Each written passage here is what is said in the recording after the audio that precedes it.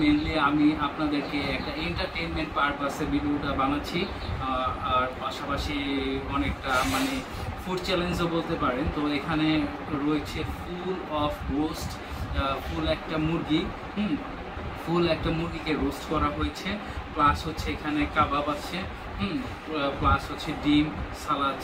সব মিলে এই ফুল একটা মুরগি খাবার চ্যালেঞ্জটা আমি নিয়েছি, আর আলহামদুলিল্লাহ আপনাদেরকে খেয়ে দেখাবো তো কেমন লাগছে, এবং ভিডিওটা আপনারা সমস্ত দেখবেন।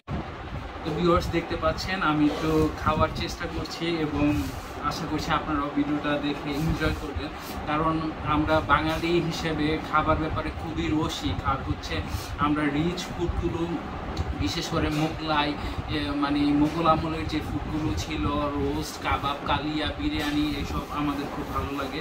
তো যদি ভালো লাগে আপনাদের একটার পর একটা ফুড এই চলে আসবে ফুড চ্যালেঞ্জের এপিসোড। তো ফার্স্ট অফ অল বিসমিল্লাহ করে খাবার শুরু করছি। আমি এখানে যে এটা নিচ্ছি রোস্ট, এই রোস্টটার মধ্যে একটা কামড় বসাবো, কামড় বসে দেখি যে রোস্টটা কেমন হয়েছে। বিসমিল্লাহ।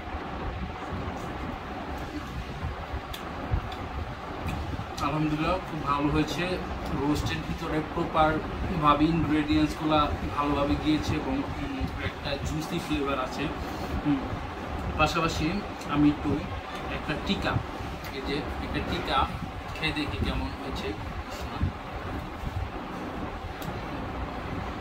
এটা অনেকটা বিয়ে বাড়িতে যে আমরা টিকা খাই না, খাওয়ার পর একটা অন্যরকম একটা ফ্লেভার পাওয়া যায়, তো ওইরকম একটা ফ্লেভার পাওয়া যাচ্ছে। আর কিন্তু এটা কিন্তু বিফ টিকা না, এটা হচ্ছে চিকেন টিকা।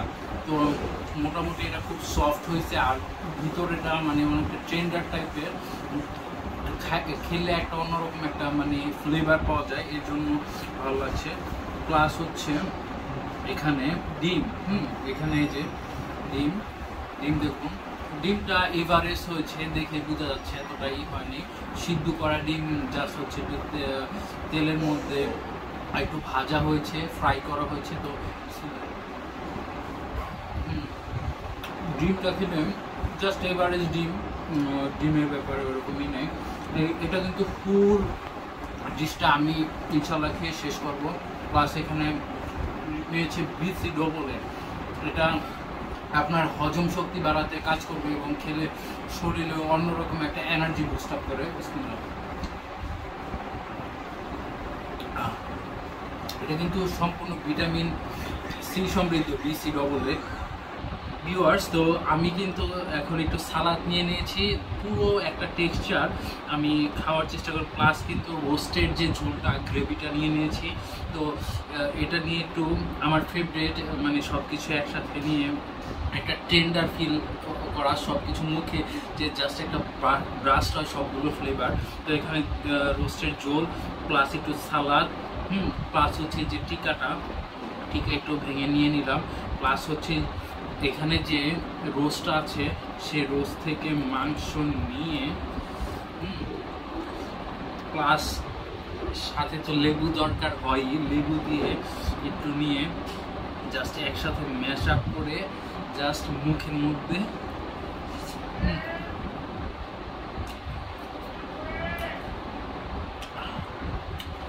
জাস্ট আপনারা এক্সপ্রেশন দেখে বুঝতে পারছেন, মানে অসাধারণ একটা ফ্লেভার মুখের মধ্যে জাস্ট একটা ব্লাস্ট করবো।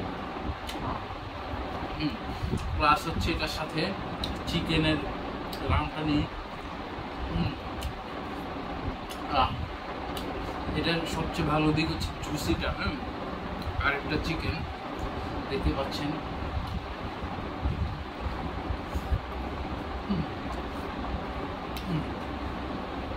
Just awesome গ্লোশন।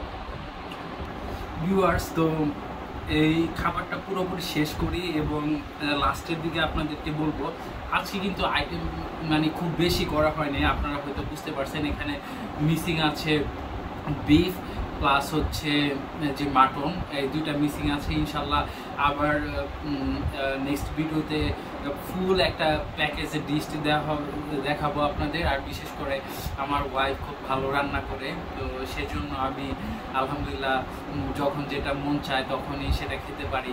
তো একটু মানে বিসি ডবলটা খেয়ে নিই।